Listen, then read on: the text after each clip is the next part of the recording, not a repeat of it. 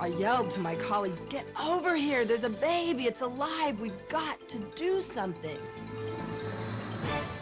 We gave this animal very little chance for survival. She was thin, emaciated, she didn't have any muscle mass.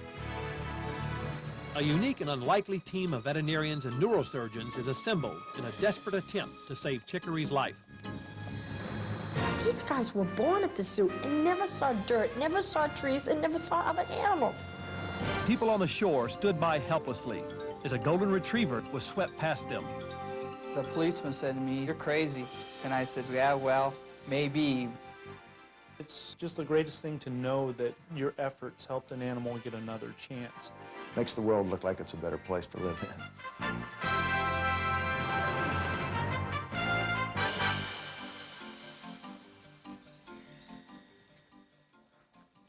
Hello, I'm Jack Hanna, and as you know, I love animals. I've devoted most of my entire life to their care and preservation. And I've spent a lot of my time helping people like you discover the wonders of the animal kingdom. That's why I'm so excited about this special hour of animal rescues.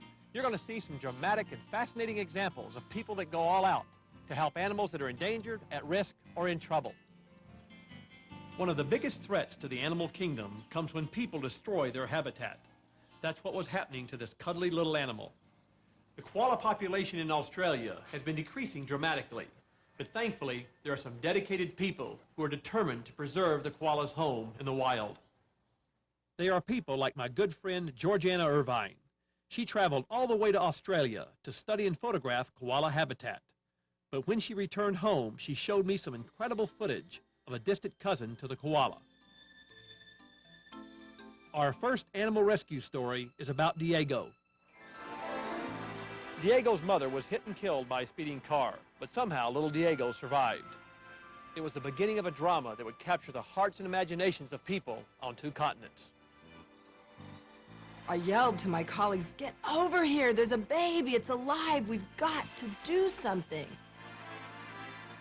A baby kangaroo was called a joey. And sure enough, a joey had fallen out of the pouch. Becky came up with a handkerchief. She gently picked the baby kangaroo up. I knew to scoop it up and get it warm as quick as possible. It was very cold. At that stage of the kangaroo's life, they're pretty much an embryo, and they need the protection of the pouch. The eyes weren't open, the skin is really thin. Despite the quick response by Georgiana and Becky, the chances of Diego surviving without his mother was slim.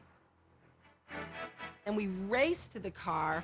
You know, I leapt in, I was the driver, and we were just barreling down the highway with Becky cradling this baby kangaroo in her lap. I had a little camera bag, so it was perfect size for the animal. So I took the camera out and put some handkerchief in, put the animal in there and zipped it up, so it was basically like a pouch.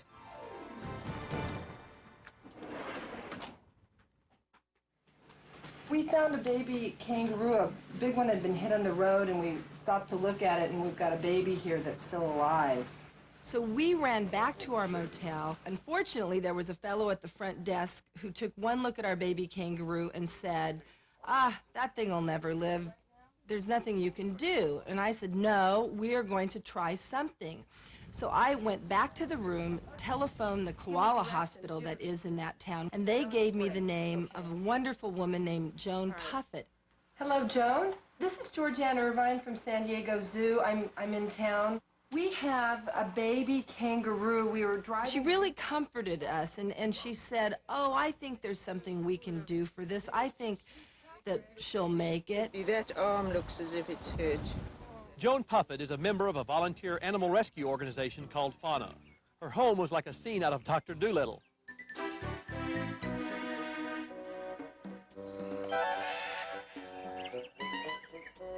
Joan was also caring for a baby flying fox, and she also had a little wallaby that was hopping around that she'd nursed back to health. And she also has a poodle that's very friendly with all of these unusual animals that she brings home.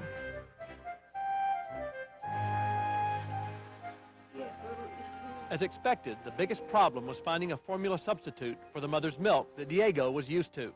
If she didn't come up with the right formula soon, little Diego would have starved to death. We did ask her if we could come back the next day if the little kangaroo made it. So when I called Joan and she said, yes, she made it through the night, we raced over there, and Joan actually let me feed this baby kangaroo. Uh-oh, am I doing this right? Come on, sweetest. Open your mouth. And I just have never been so touched in all my life that the baby made it through the night. And here I am holding her, and she's eating. She's drinking. Oh, honey. Baby, we want you to make it. You're so beautiful. Georgianne and Becky had to get back to work at the San Diego Zoo, but they left knowing that Diego was in good hands and that she had a chance of surviving. I kept in touch with Joan. I would call her every couple weeks. We would keep in touch through writing, and she would let me know Diego's progress. And Joan and I have actually become very, very close friends through all of this. There's a girl. Georgianne returned to Australia 4 months later for a happy reunion with an old friend. Diego didn't recognize me, and to be really honest, I didn't recognize Diego either because she had gotten so big and she had fur on her body. Just to see her eyes open and it's amazing. And she had this big pillowcase pouch, and her head was hanging out of the pouch, and it just touched my heart. So it's amazing how something like a baby kangaroo lying by the side of the road can really bring people on 2 different continents together. This is another critter that we share the planet with. It's a bottlenose dolphin with a bunch of her friends and relatives. They live here in San Diego at SeaWorld's Rocky Point Preserve. Come here. You can come here and actually touch and feed these animals, and underwater microphones let you hear what they're saying. You know, I wonder what they're saying about us. This area, away from the public, is where they keep animals that need special care. This is a mom's pool, and several of these females are pregnant. Come here. In the last 8 years, SeaWorld of San Diego has rescued more than 3,000 marine animals, including sea lions, seals, and pelicans, as well as these very playful sea otters. I'm so impressed by the folks I met here. And all across our country, there are people who dedicate their lives to rescuing and rehabilitating animals, like the people you're about to meet in this next dramatic rescue.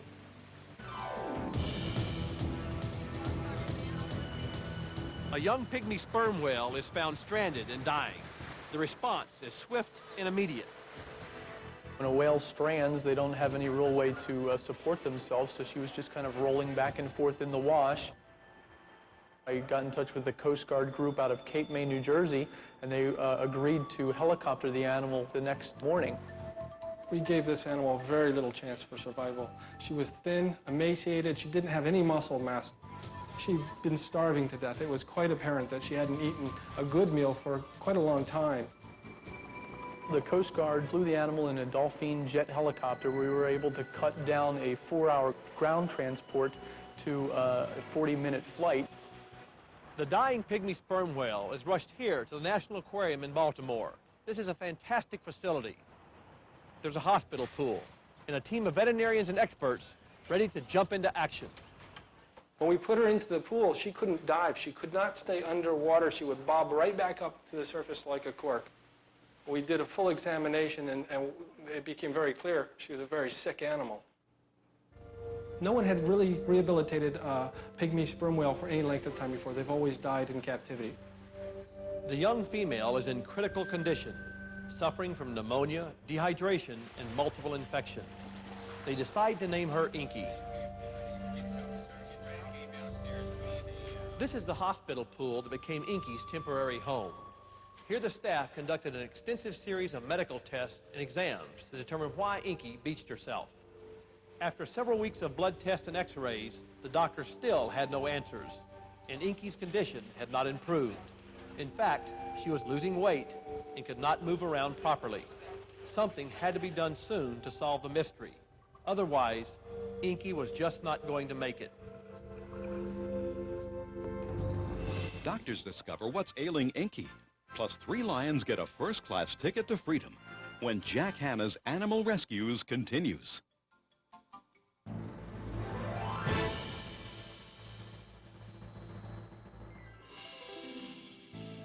Inky the sperm whale was getting sicker and sicker. Everyone knew she wouldn't last much longer. This is the gadget that the medical team used to find the answers they so desperately needed. It's called an endoscope. An endoscope, Jack, is a piece of equipment just like this, which we can take and put down through the animal's mouth, down the esophagus, and into the stomach. There's a little camera, and we can move this camera any direction we want within the stomach so we can examine all surfaces. That's amazing. Look how that thing moves, like a snake. So this is where the problem was? This is the stomach area right up in here, Jack, where we see just a little bit of the barium that's been stuck to whatever's in there. When we finally got to looking with an endoscope, we found that there was plastic. And as we began to remove that plastic, we found that it wasn't just one type of plastic. There was a cellophane wrapper, looked maybe like a cigarette carton. There were pieces of green plastic and white plastic, and there was part of a mylar balloon. It wasn't until we gave her a very high dose of Valium to sedate her, make her very, very calm, that we were able to get all the plastic out. Yeah, because my mother would just give me castor oil or something. That's right. Well, it took over 6 procedures, over a total of 6 weeks, Jack, to do this. Each procedure lasting 40 minutes to over an hour. Over 80 volunteers and staff monitored Inky's progress 24 hours a day in this pool. It was an amazing show of love and compassion for this little whale.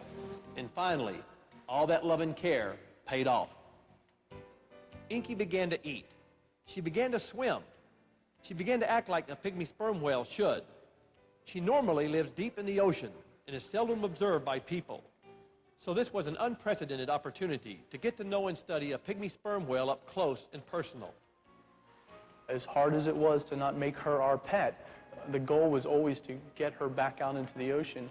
And that was a real challenge, and I learned a great deal from her. She taught me a lot about animal behavior and what I need to do the next time for the next whale or dolphin that comes into the pool.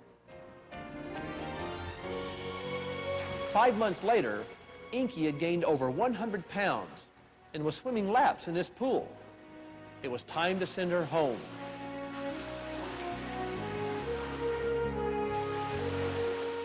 It was time for Inky to be given back to the ocean she loved.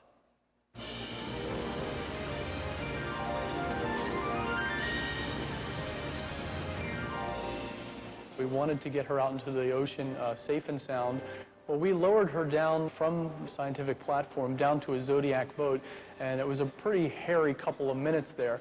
The whale's coming down with the winch, and the sea's going up and down, and we're all reaching for the whale, and I'm surprised somebody didn't fall in the water. But we finally got her in the little Zodiac boat, and we just simply lifted up the stretcher, and she just slid right into the water. She didn't hesitate. I was worried that maybe she would sit in the water and look a little bit disoriented. She was beating feet away from us. She didn't even look back. She didn't hesitate at all. She just took off, and that just gave me goosebumps all over.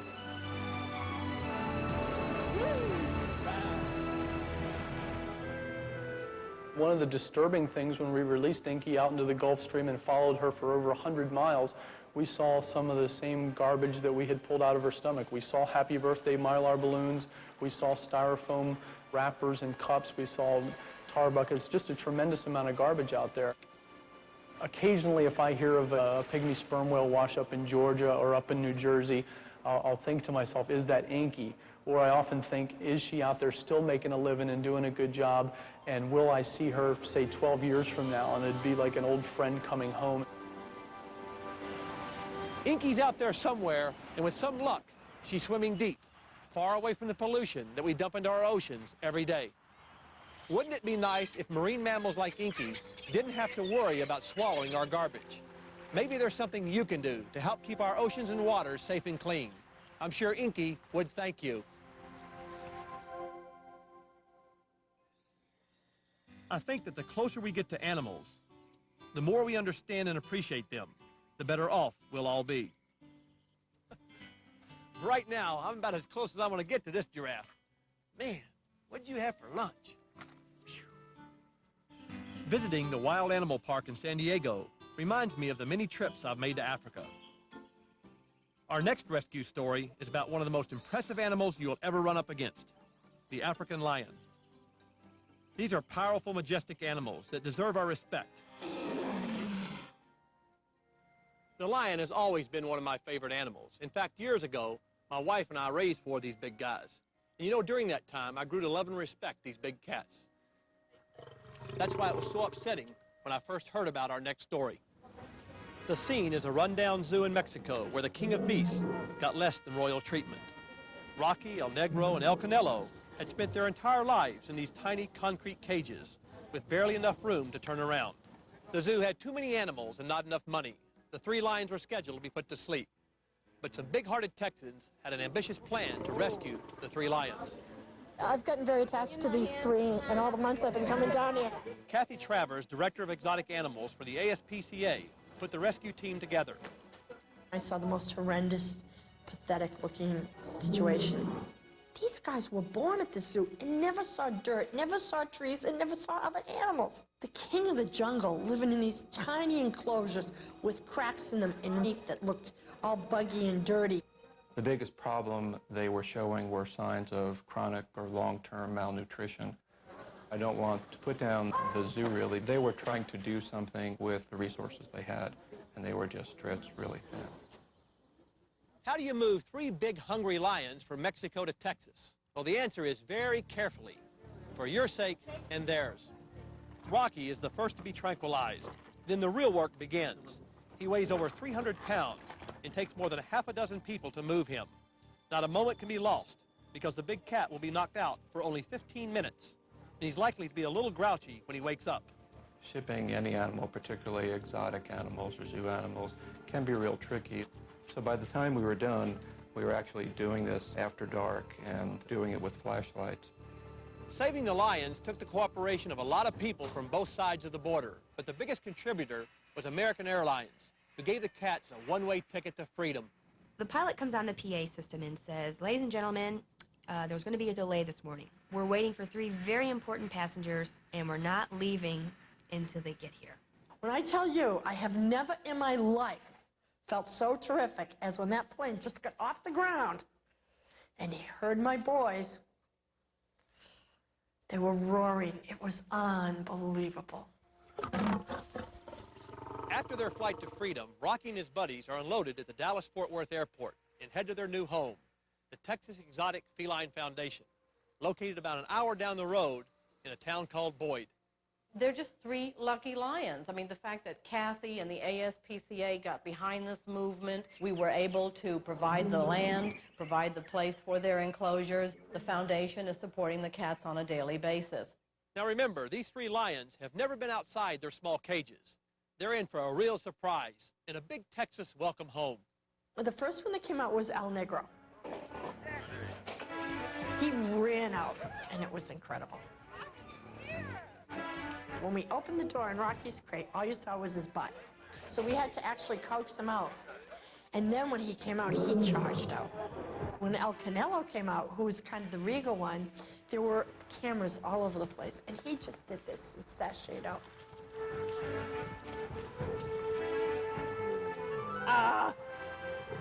I get a pretty warm welcome.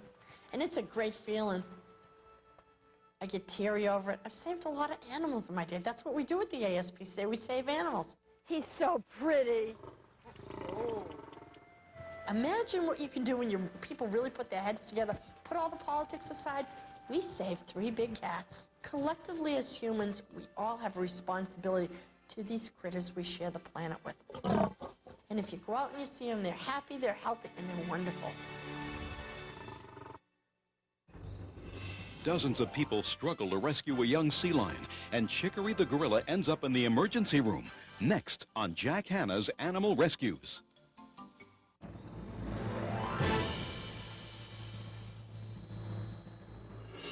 Folks, I'd like you to meet Boomer.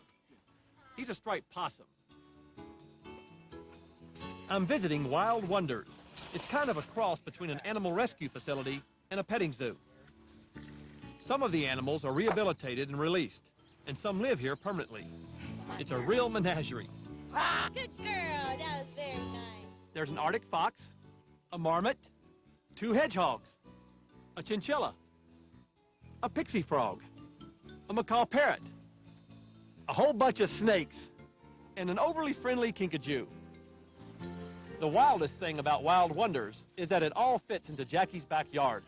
Plus, she travels with some of these animals to schools and special events. Education is the cornerstone of preserving and protecting the animal kingdom.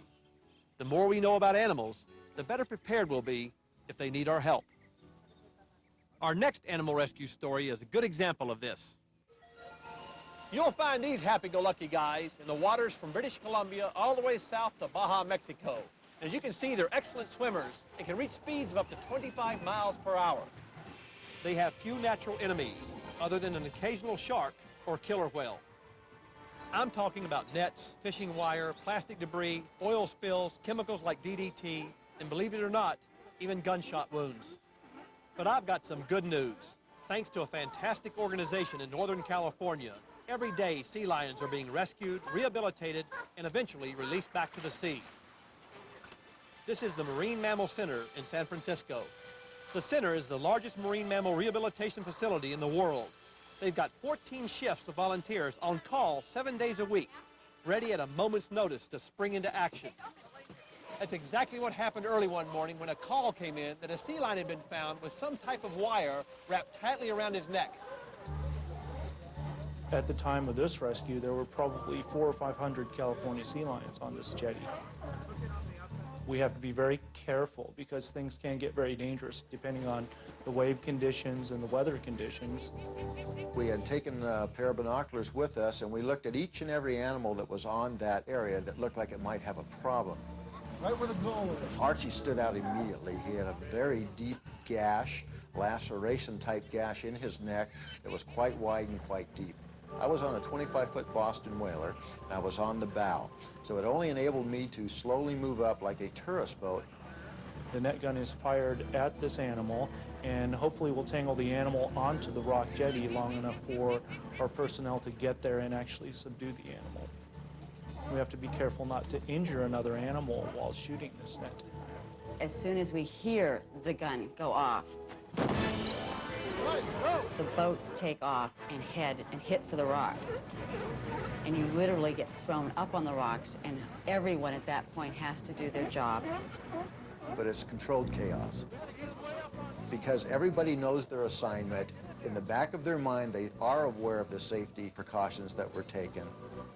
I have literally been thrown by a 45-pound baby because they're so strong.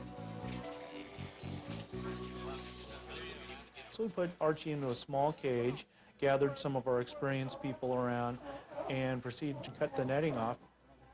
You can imagine having a noose around your neck growing, your body growing, but not the material that's wrapped around it. Ultimately, Archie would have died a slow, painful death. And none of us want to see that, no matter what it is. We don't want to see an animal die slowly like that. The Marine Mammal Center uses volunteers for the care and rescue of the animals with the proper training and supervision by paid staff. You get people that are lawyers or people that are students, people that normally wouldn't hang out together, working side by side to try and help these animals. The next time I saw Archie was on my regular shift, which was Friday night. He was eating at that point, which for a sea lion is very good. We hose the neck to keep it clean, keep his antibiotics in him, keep him fat. We are making afternoon snacks, fish mash and elephant seal formula milkshakes. The purpose is to get their blubber layer built up so that they're ready to go out into the sea. It's just the greatest thing to know that your efforts helped an animal get another chance, especially in a case like this where you know the animal would not have made it if you hadn't have intervened. The Archie story probably brought to light what I think I already knew, that there's an awful lot of caring individuals out there that do not have a job like me that directly involves animals, but care about animals. And you can't get much more satisfaction than going out there and helping something that's in pain or hurting. Our oceans are a mysterious environment that we know very little about. It's a world increasingly at risk. And that's why organizations like the Marine Mammal Center are so very important. That's why I'm here with you right now. The ocean and animals that live there can provide us with valuable and fascinating information about the world we live in. Our friends at the Marine Mammal Center certainly set a good example for all of us.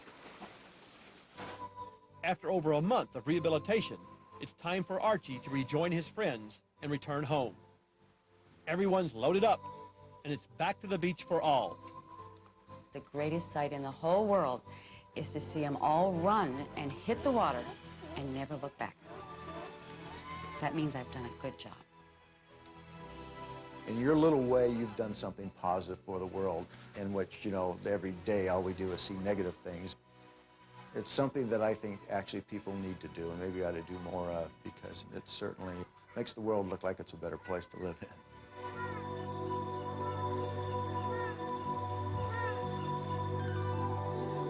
You may think gorillas look ferocious and threatening, but in fact, they're really quite gentle. They're vegetarians. An adult male eats as much as 70 pounds of plants and leaves a day. You get this many gorillas together, and it's called a troop. Each troop has a complex set of social rules strictly enforced by the leader. He's that big silverback sitting over there that nobody messes with. One of the most thrilling animal adventures I've ever had was traveling to the rainforest of Uganda, where I got to encounter these guys on their home turf. After hours of hiking deep into the jungle, our guides brought us to within 15 feet of these gentle giants. Only 6 visitors a day are allowed this special honor. Money raised by these visits helps pay to protect the species, because unfortunately, gorillas are on the official list of endangered animals. So each individual gorilla is important. Zoos all over the world provide an invaluable service with their ambitious breeding programs. And when a gorilla in captivity gets sick, it becomes everyone's top priority. This is a dramatic story about a young gorilla named Chicory. He was born at the New Orleans Audubon Zoo in 1986. When Chicory was 3 years old, he was moved to a new home at Chicago's Brookfield Zoo. He was accepted well by the other gorillas and continued to live a happy, healthy life. Until one day, everything for Chicory changed. There was a day in February, late in the afternoon, it was brought to our attention that Chicory looked unsteady out on exhibit. He was vomiting a bit. He was also drooling and just looked off balance. The animal appeared to be in a great deal of distress, and he was not coming out of it. It was decided that Chicory should be looked at for a potential central nervous system problem. And through the veterinary staff here at the zoo, it was arranged to have an MRI exam at Loyola University. They ran a series of MRIs on his skull, similar to what they would do with a person. And it was at that time when they noted the large mass on the right side of his brain. This is actually the tumor here, and it was about the size of an egg. All this white tissue here is the tumor itself. If the reality hits you and you say, that's terrible. If he's got something that's causing this problem and it's in the middle of his brain, what are we ever going to be able to do about it? Doing something about it meant opening up the skull of the gorilla and doing brain surgery, which had never been attempted before on a gorilla. A team of neurosurgeons fight to save Chicory, and a courageous firefighter risks his life for a drowning golden retriever. Next on Jack Hanna's Animal Rescues.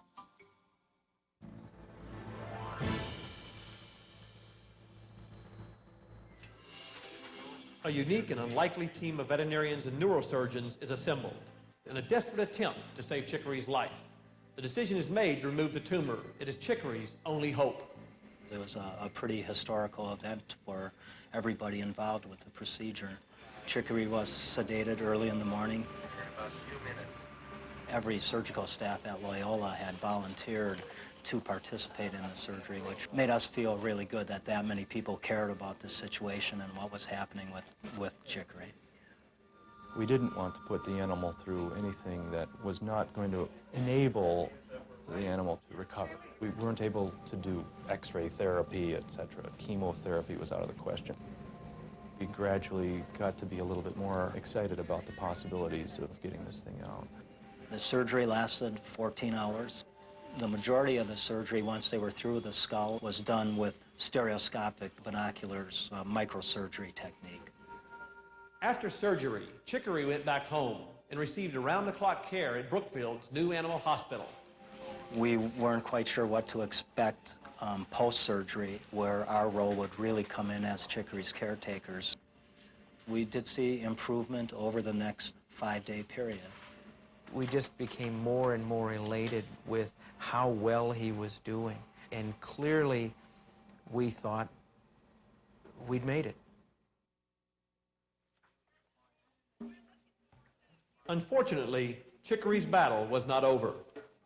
I was called 5 days after surgery, about 3 in the morning, and the keeper said, Chicory just looks terrible. He looks worse than he's looked before. He's stumbling around, and it was heartbreaking. It just completely heartbreaking. This video is from last night. We wrestled with the decision of what do we do with Chicory. Do we consider that we've put him through enough? Do we put him to sleep now?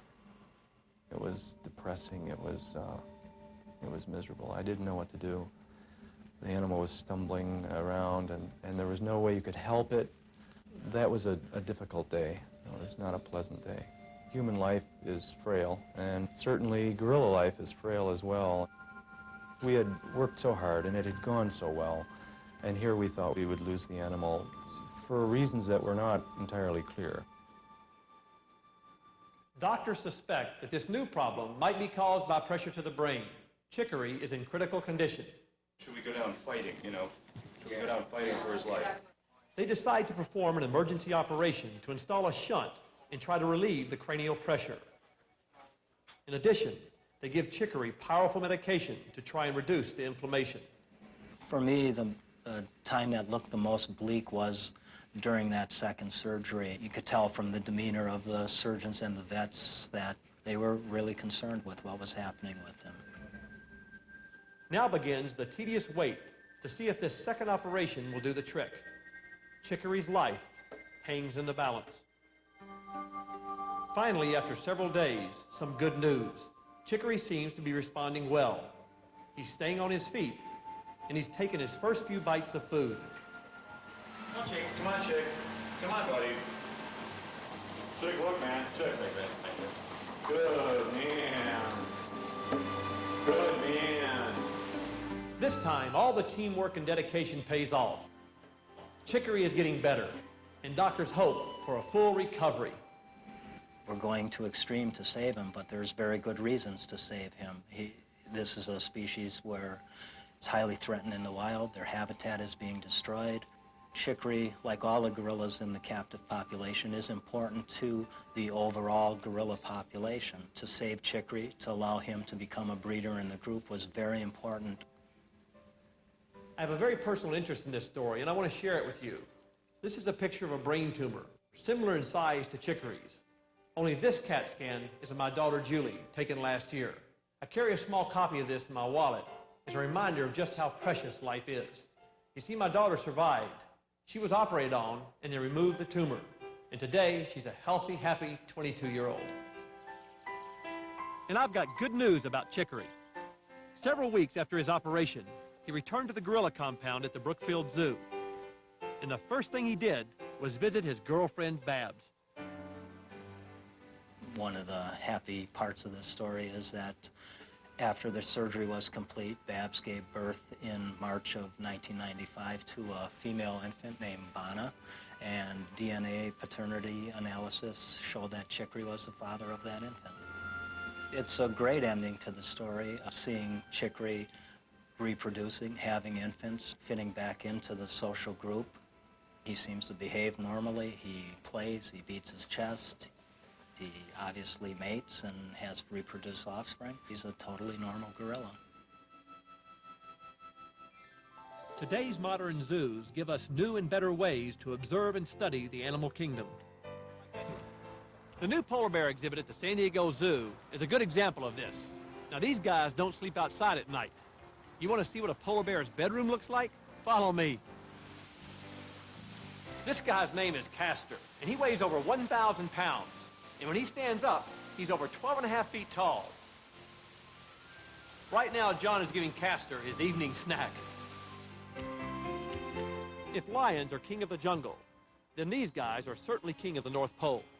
They survive the freezing temperatures of the Arctic because of their heavy fur coat and because they have a layer of blubber beneath their skin over 4 inches thick. It works sort of like a wetsuit.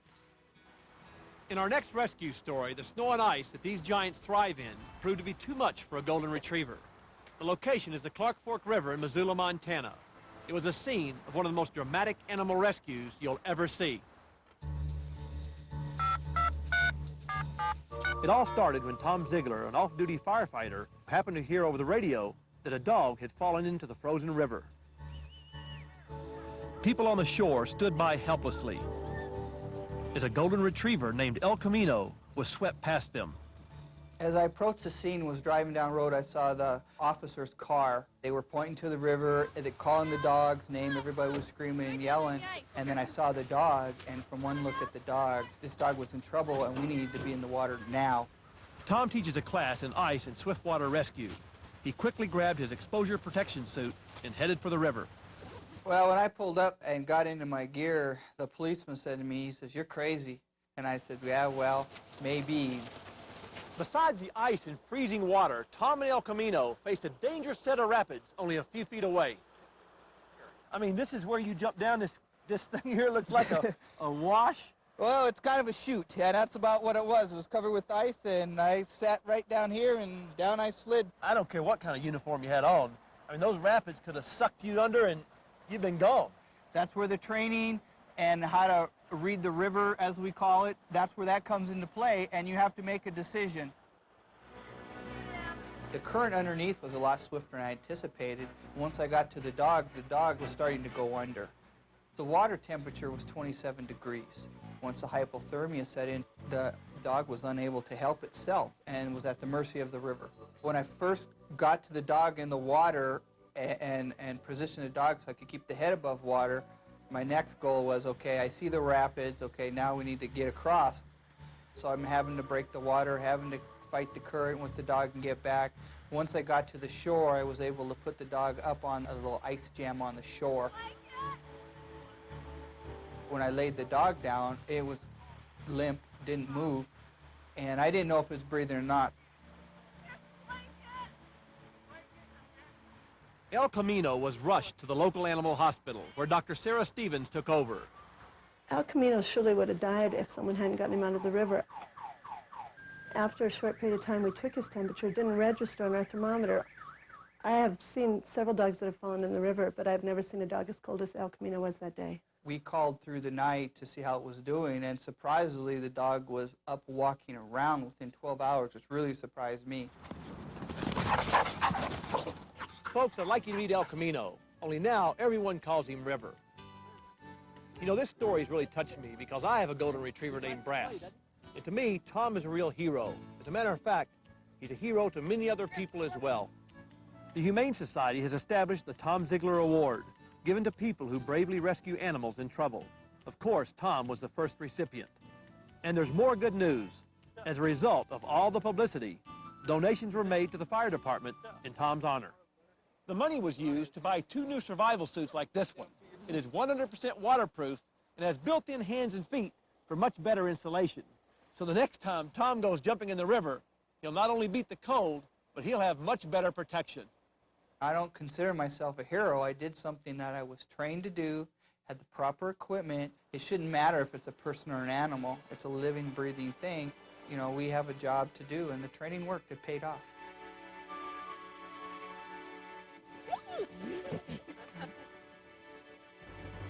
Jack goes swimming with the manatee and brings us the dramatic story of why these gentle creatures are endangered. Next on Jack Hanna's Animal Rescues.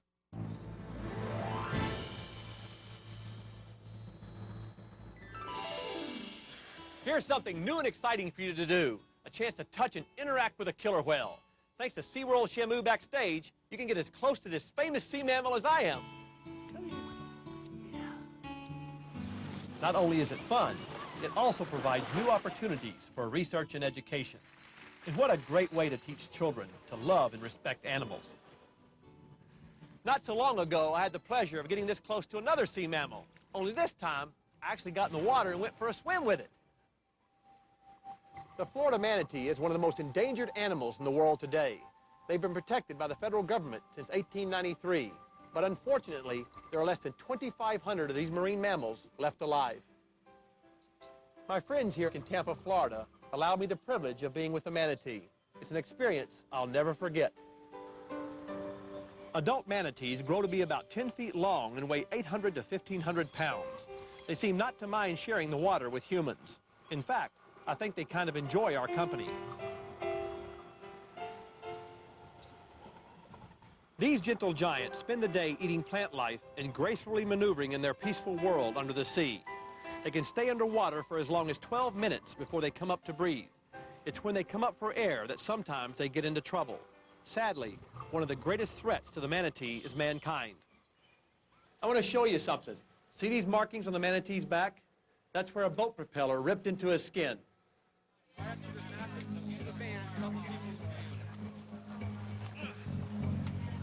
Every year, manatees get tangled in fishing lines, struck by boat propellers, and killed on impact by boats going too fast.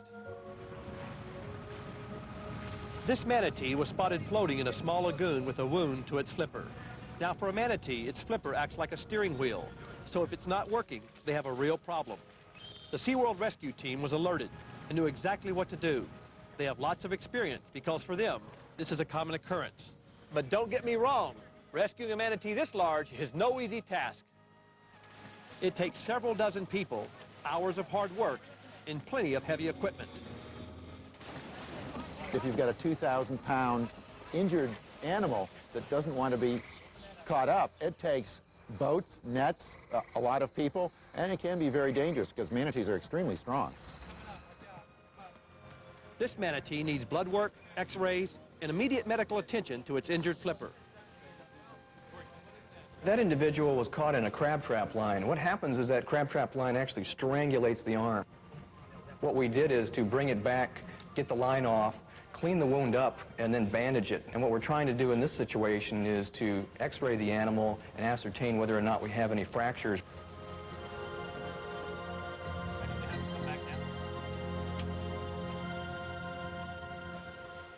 As if threats from humans weren't enough, there is now a new danger that threatens to wipe out the entire manatee population.